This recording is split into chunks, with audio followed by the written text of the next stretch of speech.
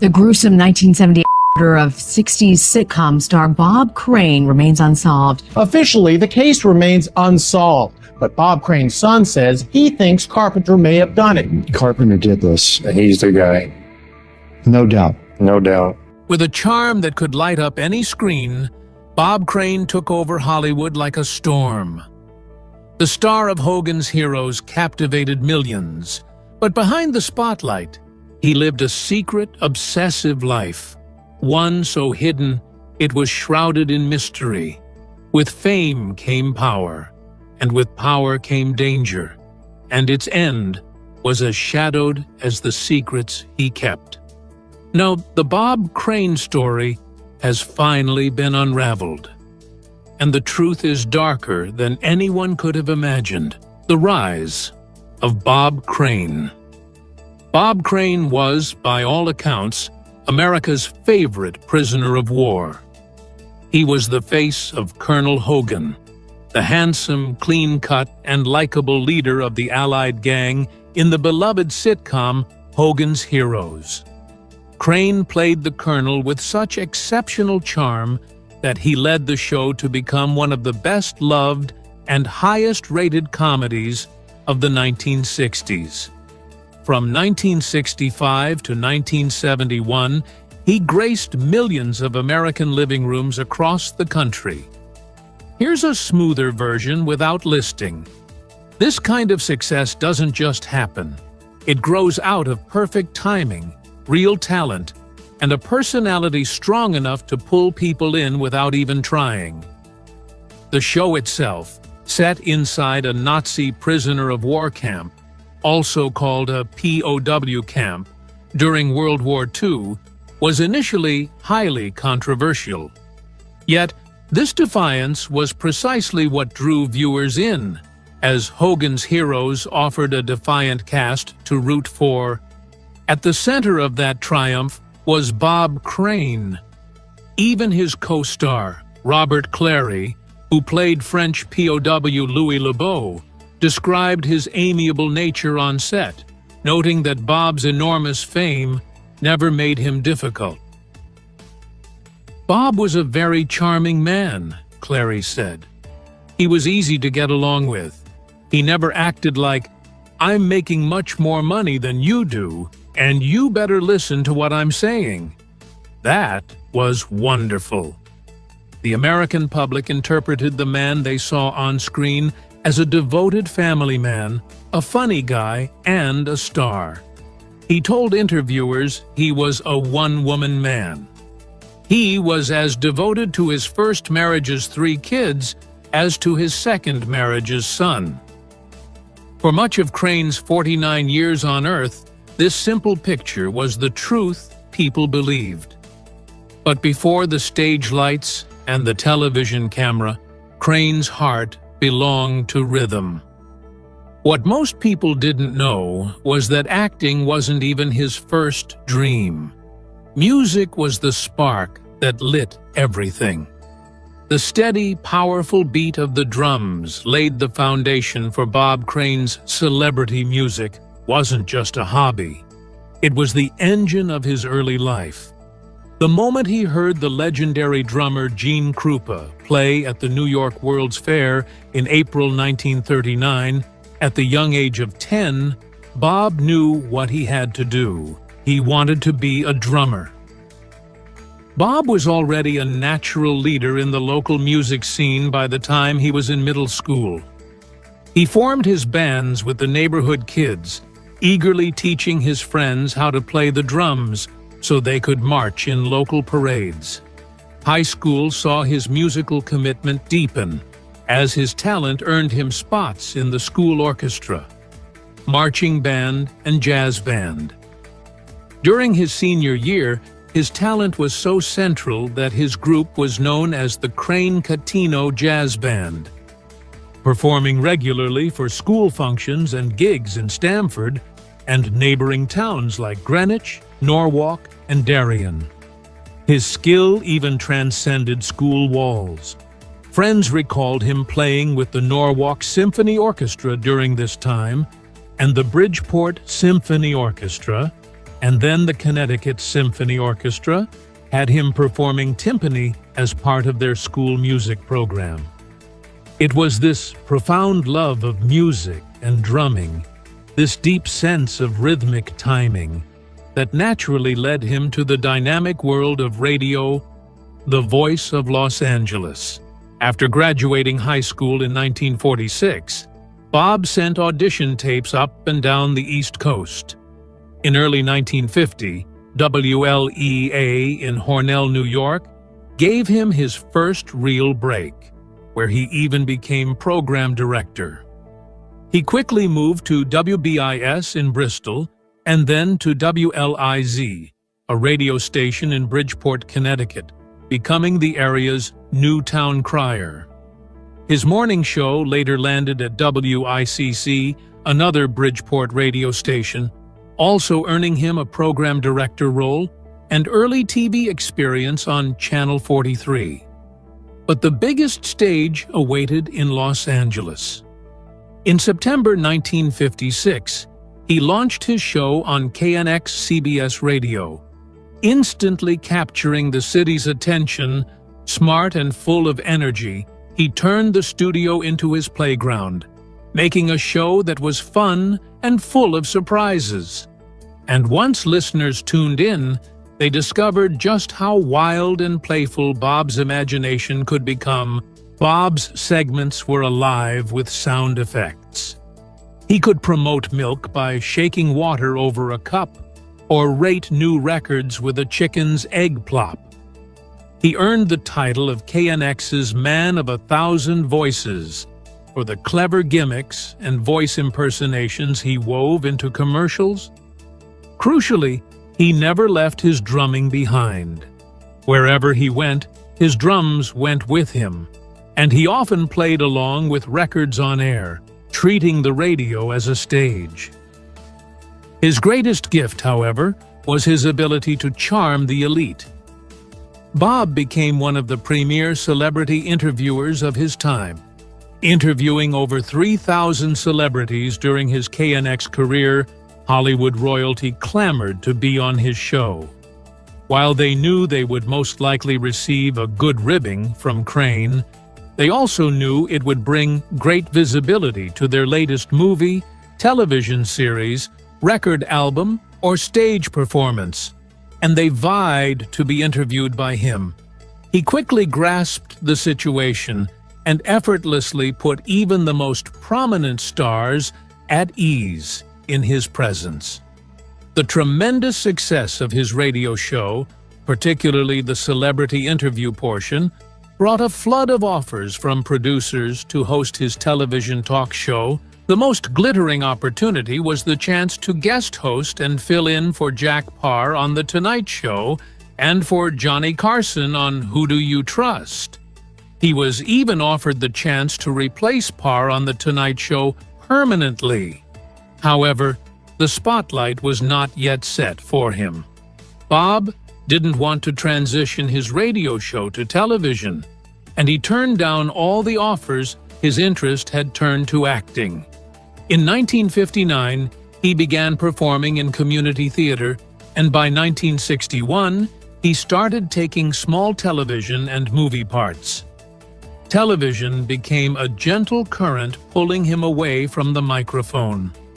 One of his earliest television roles was a small part on The Twilight Zone, where he played a radio announcer, a subtle, ironic nod to the past that he was trying to leave behind. His career quickly picked up momentum.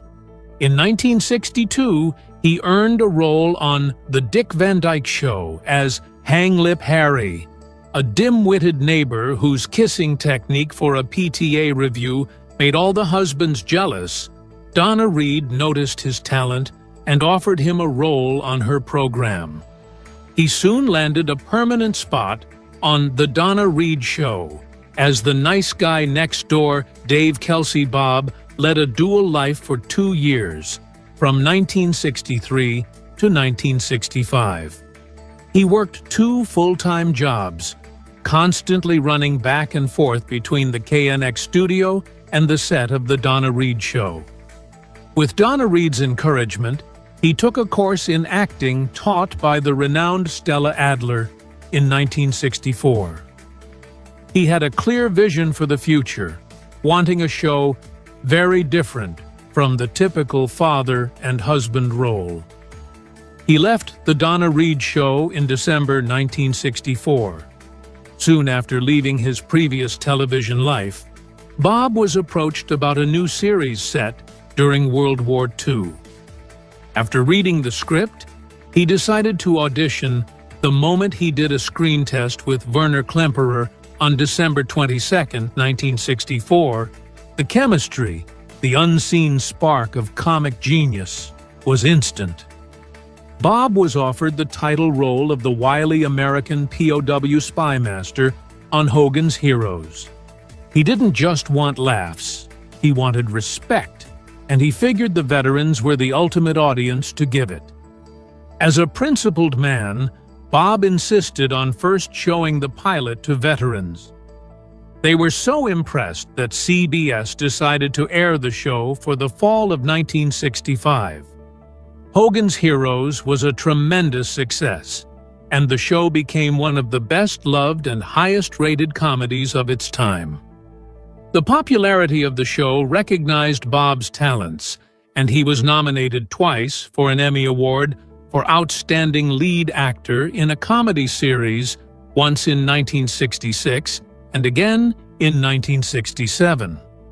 While on hiatus from the demanding schedule, he sought comedic roles in film and television to further expand his repertoire.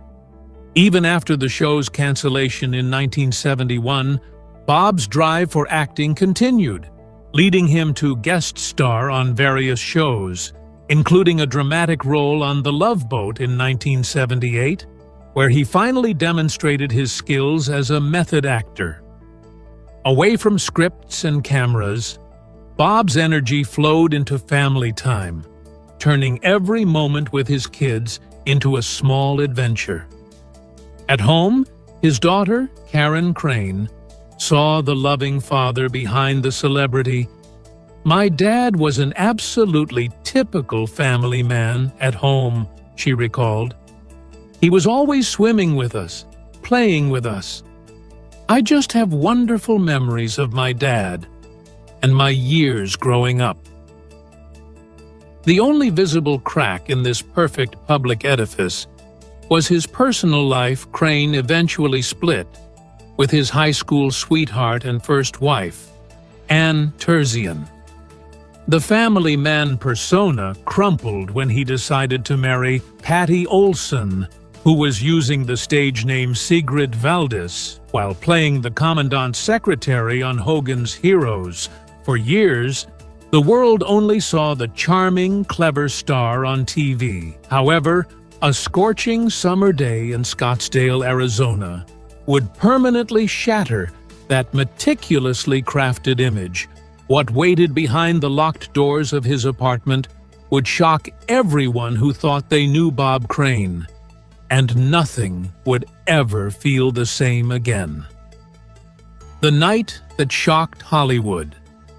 On June 29, 1978, the day likely began as most summer days did. The temperature a blistering furnace soaring above 100 degrees by noon.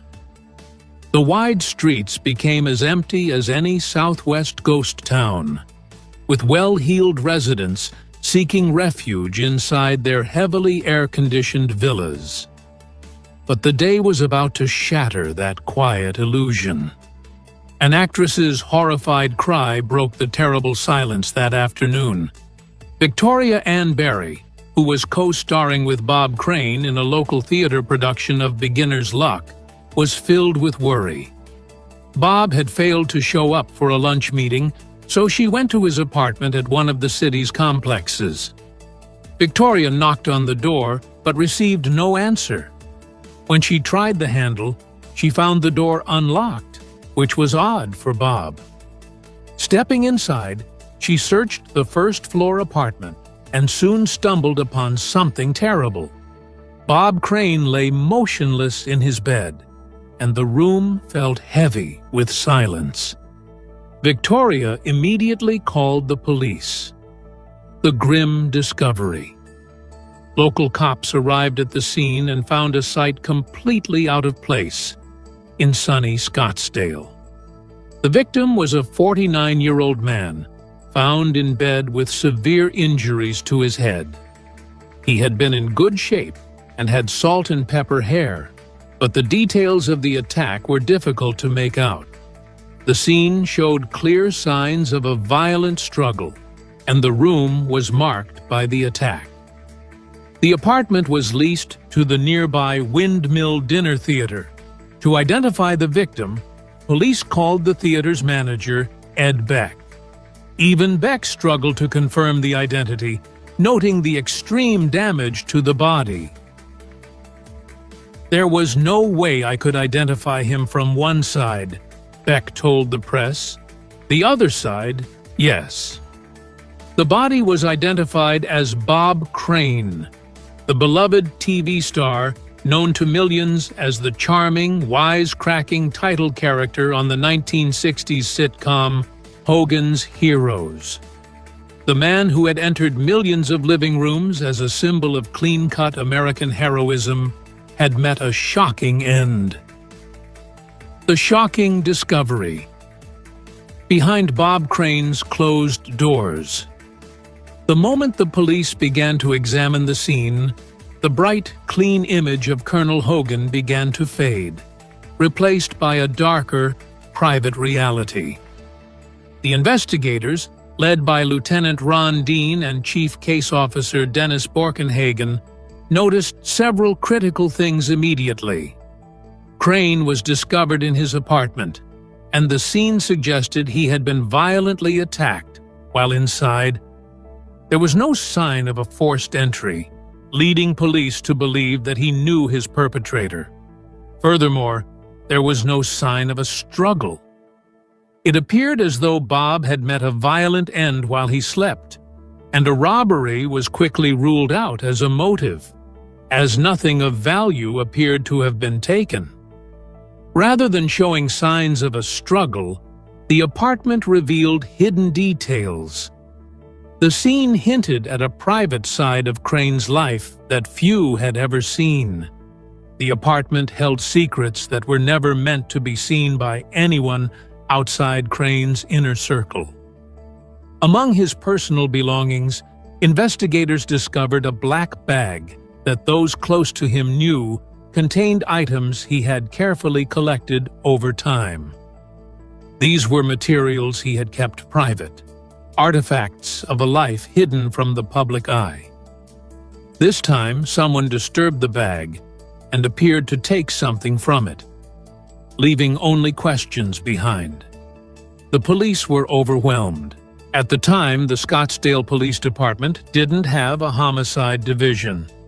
The high-profile exit of a celebrity was a very, very overwhelming task for the local police. With no clear weapon discovered at the scene, investigators faced a frustrating puzzle.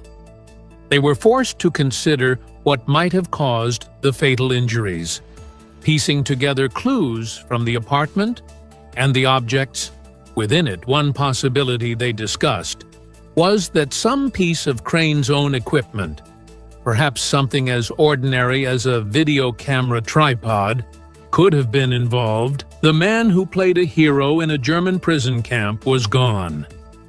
His hidden private life was revealed through the tapes and photographs left behind in his apartment.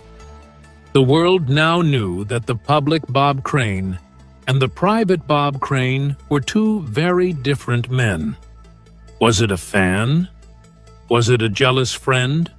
Could it have been something more sinister? The friend who turned foe. After the shocking news of Crane's passing settled over the desert city, the spotlight, once so friendly to Bob Crane, turned dark and harsh on a new face. The prime suspect in his passing was John Henry Carpenter, a man who was once Bob's closest traveling companion and partner in his secret life. Carpenter was a regional sales manager for an electronics chain, an expert in the growing field of video technology. Following his retirement from the United States Army, he took a job marketing this tech, eventually becoming the head of the video wing for a new Japanese company in the United States, later known as Sony. His path entwined with Hollywood due to his growing reputation in the tech world. His skills with video and audio equipment made him a natural ally for celebrities, and this connection would soon intertwine with the life of one television star. In particular, Carpenter and Bob Crane's lives crossed paths during the run of Hogan's Heroes. Actor Richard Dawson introduced the television star Bob Crane to Carpenter. Carpenter was a close friend for a celebrity with private interests, as he often helped famous clients with video and audio equipment. The two men formed a strong friendship that bonded them together. They began going to bars together. Carpenter helped set up Crane's home video system, which became part of their private life together. The friendship quickly became a partnership in shadow. As Bob's fame took him across the country for his dinner theater touring schedule, Carpenter made sure his business trips, working as the national sales manager at Akai, coincided with Bob's dates. They would meet up wherever Bob was performing, like in June of 1978 in Scottsdale, Arizona, where Bob was performing Beginner's Luck at the Windmill Dinner Theater. What did these two friends do? They spent nights out together, socializing at bars and parties, often chasing the excitement of the city's nightlife. What set their friendship apart was the way Crane documented these outings. He captured private moments on camera. Carpenter often joined Crane on his nights out, helping keep track of these personal records. This rhythm would continue up to the fateful days in Scottsdale, just before everything changed. On June 25, 1978, just days before the fatal encounter, Carpenter traveled to Scottsdale to see Bob. Carpenter later said that Bob showed him a personal photo album of people he had spent time with in the 3 weeks since he'd been in Scottsdale. Bob also mentioned hitting it off with his cast member and neighbor, Victoria Berry. After the show, Carpenter went to his hotel room near Bob's apartment and indicated they would meet again. Yet, amid the nights of nightlife and companionship, Bob was quietly preparing to turn a page on his life, seeking distance from the people who had grown too close and too complicated. Bob Crane, who was just 2 weeks away from his 50th birthday, wanted to change his life. His son, Robert Crane, recalled his final conversation with his father. Bob told him, "I am making changes. I'm divorcing Patty." He desperately wanted to lose people like John Carpenter, who had become a pain in the butt. Bob wanted a clean slate. That new beginning never arrived. Robert believes that when his dad tried to pull away, Carpenter, who had followed the star to Arizona, became enraged.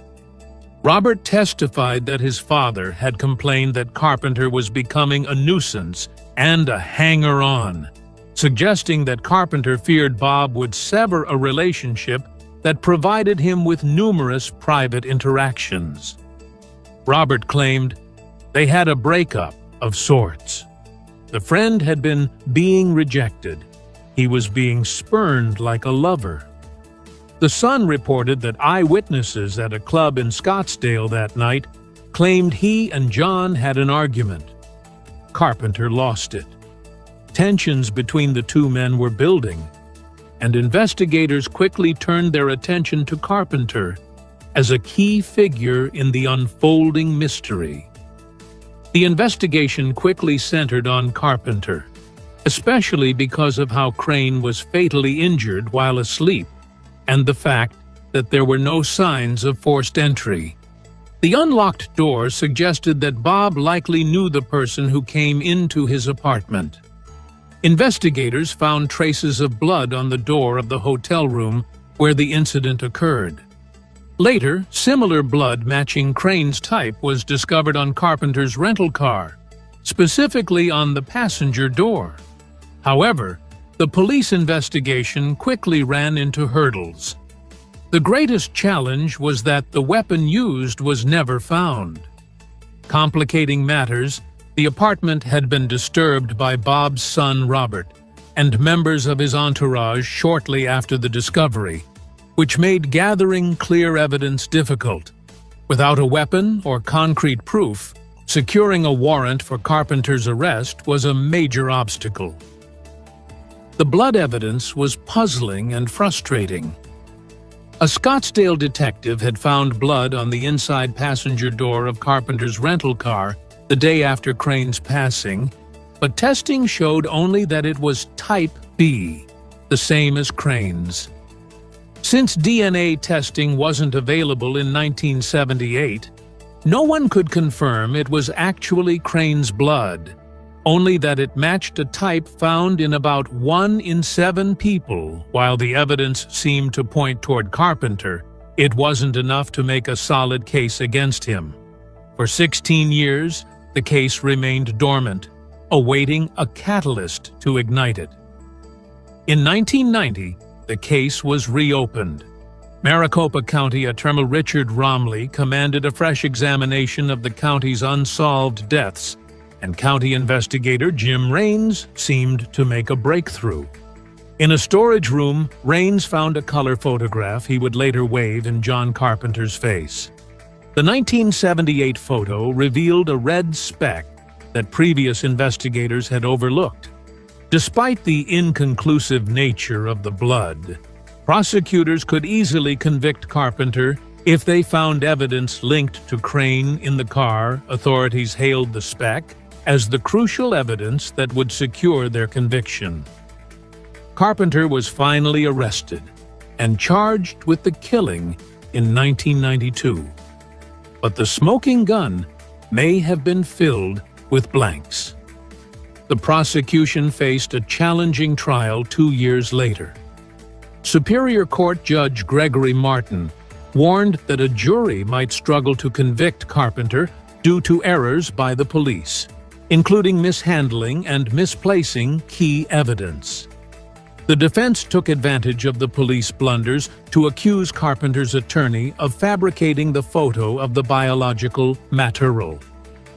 The testimony was often riveting, revealing that 2 pathologists who examined Bob Crane's body said the speck wasn't brain matter, but appeared to be biological material that could have come from various parts of a body. Investigators discovered a tiny piece of biological material, a mere speck, inside Carpenter's rental car. At first, it seemed like it could be important evidence in the case, but questions soon arose.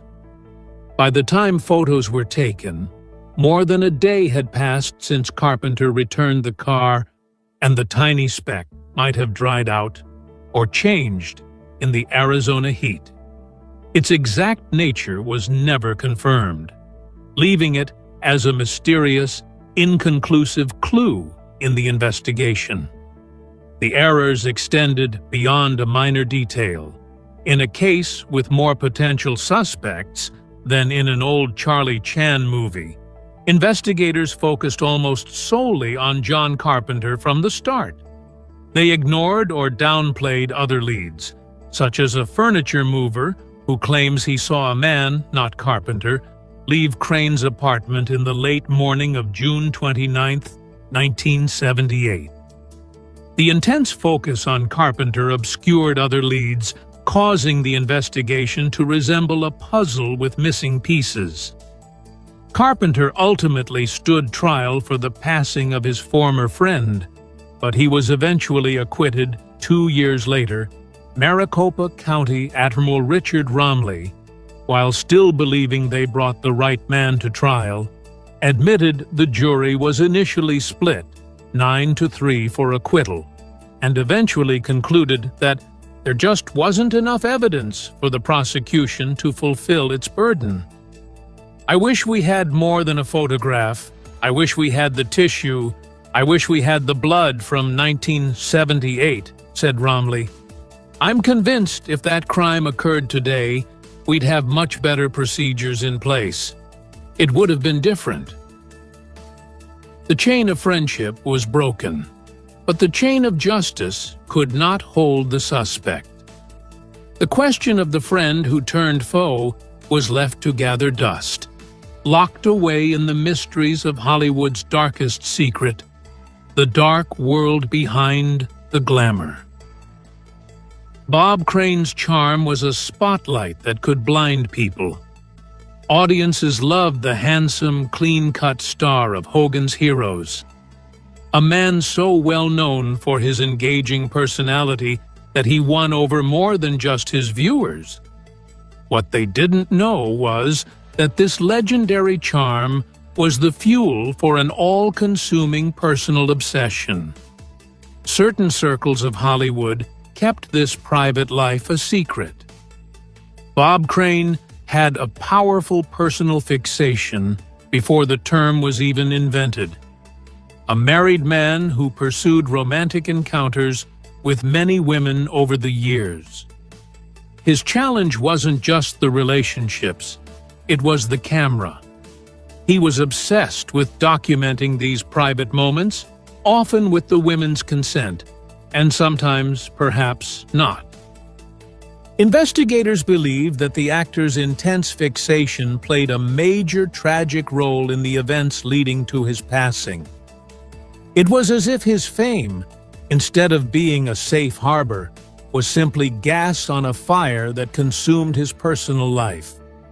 Even as he charmed audiences on screen, the contrast between his public persona and private behavior grew sharper, setting the stage for a life full of secrets and complications. While his co-stars on the set of Hogan's Heroes had only positive words for the star, behind the scenes, Bob was living a double life.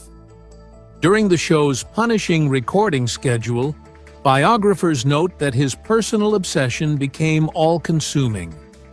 While raising 3 children with his school sweetheart, Ann Terzian, Crane began romantic relationships with 2 different actresses on the show.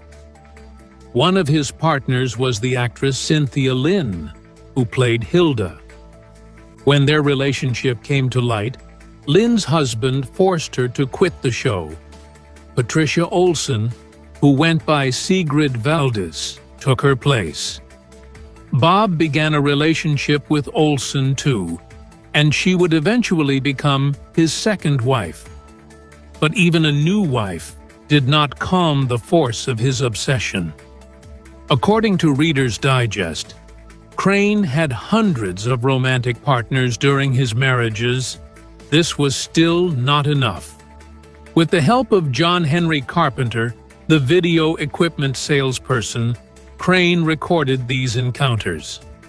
The actor also took numerous photos of these relationships and compiled them into books, a detailed catalog of his private life. He was more than pleased to share these recordings and photos with friends and acquaintances. "I'm a videotape nut," he told stage manager Chris Roberts. Behind the charm and laughter that captivated audiences, Crane's private world was quietly expanding, layer by layer, almost like a hidden room being built in plain sight. His son, Robert Crane, claimed that his father's lifestyle was only possible because of his charisma. There were no substances, no coercion, none of that, Robert told Entertainment Weekly. Women just liked him, or found him handsome, or whatever it was. They would connect. But some disagreed. saying the footage suggested some women did not know they were being recorded for Crane's pleasure. Crane's lack of control quickly started to harm his professional life. Production companies like Walt Disney Pictures grew concerned as they made the family-friendly movie Superdad with Crane in 1972. They feared that rumors about the actor's personal habits would impact their movie at the box office. On the set of Superdad, Crane showed photographs he took to people while filming, turning his private life into a known secret in the entertainment industry. The photos and recordings he had collected became a feast for tabloids all over the world, such as the National Enquirer. Robert, his son, suggested that his openness about private material hindered his career as a family-friendly film star, leading to Superdad's underperformance at the box office. Patricia Olson's words to Robert Crane were a heavy conclusion to his story. Your father's lifestyle caught up with him. The public fascination with Crane's private life didn't just fade. It fueled speculation and rumors that blurred the line between his career and personal choices. While suspicion often fell on Carpenter, other theories have also surfaced about the circumstances surrounding Crane's passing, many tied to his private life. Some think he may have crossed the wrong person, a jealous partner of someone he was involved with, who could have taken steps to erase traces of Crane's activities.